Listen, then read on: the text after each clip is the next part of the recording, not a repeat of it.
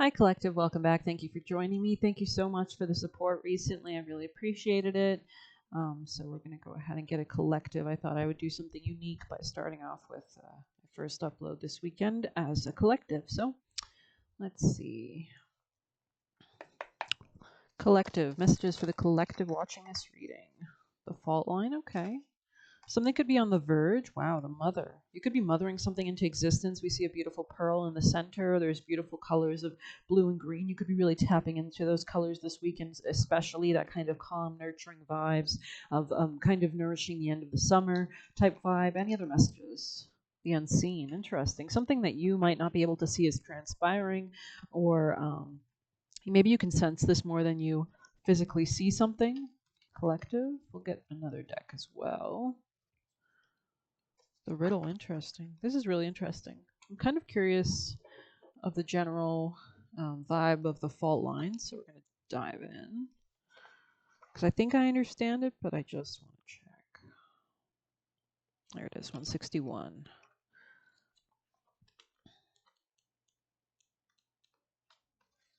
So something about deep psychology or the occult, definitely, spirits, things like that. The fissure, the crack, the weak link. Okay, walking on a frozen lake that begins to crack before your eyes. No matter how optimistic or brave you might be, you become fearful or tense for stable ground. Nothing's stable right now. We're entering a new era, right? So, such as the energy of the fault line, it's the energy of walking on eggshells, of sensing what is ready to break open. So maybe you're seeing this or sensing this. We're going to get some tarot and then get another deck as well. Collective watching this reading. What are the messages for the collective? Oh, okay. So there could be like a level of kind of strategy here, definitely, or maybe seeing something clearly, or you will begin to see something clearly. Tell us more. Maybe you're seeing a masculine more clearly, or your own masculine ability to charge forward towards something, protect your passions, nurture your passions, kind of with that mother energy there. Maybe you're trying to initiate some new endeavor, adventure, success. Tell us more for the collective. There's a lot of fast energy here, so maybe you're sensing these kind of, that kind of shaky ground right now, especially. But that's really good because in chaos, right? Chaos is a ladder. Game of Thrones. So if we don't have that kind of change, we can't really evolve or adapt. And this force is moving extremely fast. They're extremely fast moving towards a reversal of sadness. So you're becoming happier, clearer, stronger, healthier, healing. You could be really tapping into your own ability to shed your skin or to mother yourself back into a better state of being. But we'll get a Kali card. Messages for the collective. Most important vital advice. Okay, let's see. I don't think this deck does reversals, so we'll just take it. Number 5. So the ability to manifest and come into leadership is important, or maybe your dating life, hobbies, enjoyment, fun, creativity, children. The Divine Mother manifests a cure for when we feel overwhelmed or confused, or when we feel we're falling apart or locked into stagnation. So we are getting into that more direct Mercury energy as we end off August and move into September, right? It's going to get a lot more clear by the September 5th, about I think around, because we still have to move out of that retrograde shadow a bit. But Mercury rules the mind and communication and understanding things and processing things. So it'll be better. You'll be able to think clearer in the future. So she is the superior medicine. Even when we may not be sure what is needed to bring ourselves back into balance, she holds the answers. Tune into your heart, and there you find her sacred prescription. Trust her inner guiding sense of what to do or not to do next. Trust that a better order is being established. Just gonna get some water. Guna Tantrika is Kali as the medicine mother. She generates and regulates the 3 inherent qualities within everything, including body, mind, and soul. These are the 3 qualities that are known as the 3 gunas, or sattva, rajas, and tamas. Interesting. So sattva is the peaceful detachment and contentment in the moment. She is the fire of rajas, the energy of taking action and hustling, okay, for a sacred manifestation. When our actions rest upon a pure-hearted foundation, our activities become enlightened, bringing spiritual benefit to all, even if we don't recognize the positive, far-reaching impact our actions have at the time. When we need to slow down, to heal, ground ourselves, and regroup, Kali is tamas, the heaviness that allows energy to settle. This is a temporary inertia that stills momentum and allows for deep restoration and renewal, and also a way to recalibrate yourself to a new direction, right? Taking rest helps us to stay the course for however long is needed to manifest the destiny without becoming desperate, despairing, or exhausted. In such rest, we reset, accessing courage to drop attachment to external support systems, even our own plans. We then become increasingly able to allow rather than trying to direct or control the manifestation of our divine through us. As we call upon our Kali strengthens these qualities within. Listen to your heart for her guidance. Do you need to be peaceful or take action or let go and regroup? Your inner wisdom in her voice is guiding you. Excess tamas keeps us enslaved in a negative holding pattern.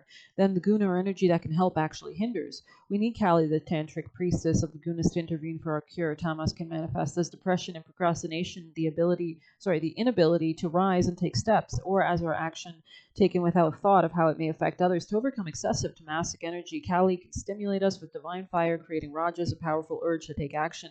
She may evoke agitation, so there's really like a keen element. You know how musicians know the right tempo or beat is kind of what I'm getting. Like you're understanding the right rhythm of what you need to do, when you need to do it, when you need to pull back, when you need to go forward, right?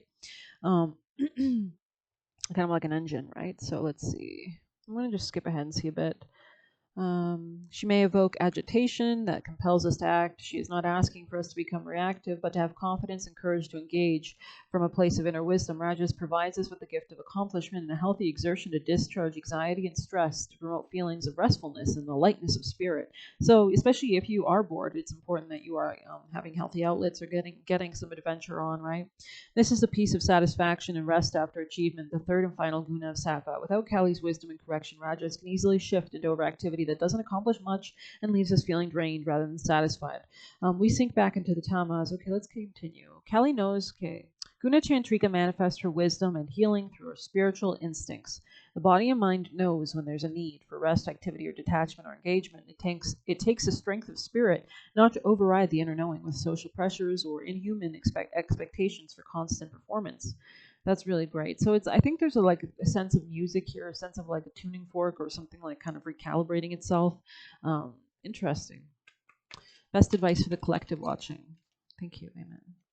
Conscious consumers. So this is a great time, especially after that full moon we had, to kind of let go and shed things before we initiate that new manifestation with that new moon coming up later on in September when things are going to be more direct and clear. So it's still a great time to really cleanse your house, cleanse your body, go on a fast, eat better foods, eat simpler foods, and be careful what you're consuming mentally at this time, because it's so important that we are letting go of previous not helpful thought patterns, that it's important that you're kind of inspiring yourself with good thought patterns, I would say. But let's see for the collective. Best advice, the void. Wow, exactly. I mean, the void, right? Stop, embrace the winter, great cosmic womb. You see a lot of that reference to the kind of womb that is like allowing you to nurture yourself before this new beginning. So that's very interesting, the void. I'm going to read that. Amen. Wow. And the other one was perspective. That was cutting the deck in half. Wow. Oh, shoot. This perspective could help lead you to more abundance or a better, easier, softer flow into abundance as well.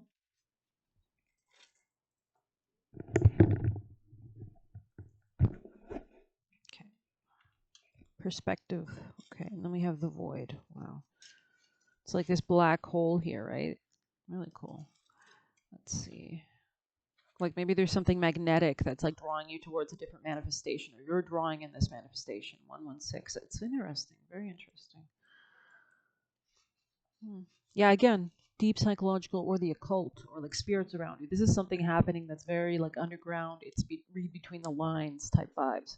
Everything and nothing exists in the void. It's where all life begins and ends. The mother archetype is associated with dark matter. With most of the universe is black, right? Most of the universe is dark, and we have to understand that you can't just have the light all the time. Have you ever tried to go to sleep with like flashlight shining directly into your eyes? Don't do it, right? Oh shit. Don't do it. So we need that amount of darkness so that we can actually allow the light to manifest something with all that darkness. So let's see. Sorry about moving that thing, it fell off. The fertile darkness is where all things originate and all seeds grow, comforting and intimidating, like the womb, right? It's dark, it's comforting. Freeing and daunting, it can feel both overwhelmingly small and huge. The void is where faith lives. The message of the void is to surrender to the unknown, to allow fertile darkness of nothingness to nourish new seeds growing within, regardless of whether you know that they'll one day become. You're being called to surrender to the mystery of what's next. Wow. To rest and allow the winter of your life to do the work for you. Wow. To hand over control and trust that just because you can't see what's happening beneath the surface, it doesn't mean things aren't at work. The greatest weavings happen when we find a way to surrender and trust that our life is being knitted for us, right beneath the surface, in ways known and unknowable. Now is the time to cultivate faith and allow deep, deep rest. The void often surfaces at the end of a chapter or a life phase when we're called to let go of all that we know and identify with, so that we can make room for new. Right? Like if you've like cluttered, I just cleaned my kitchen a bit. But if you've like there was stuff in there from like 2 years ago, right? So gross, and it was just it's not good. It's diseases to keep that there, right? So it's better to just throw it all out. And now there's such a beautiful, cleanly, peaceful vibe that's inviting and magnetizing better, healthful abundance to come, right? So. Um, the most productive thing to do is relinquish control and surrender to the changing mystery of your life. Wow. I think I'm going to end it there. I hope you like this reading. Please hit like, comment, share, subscribe, or hit the Buy Me a Coffee link if you want to leave a tip. Thank you. Take care.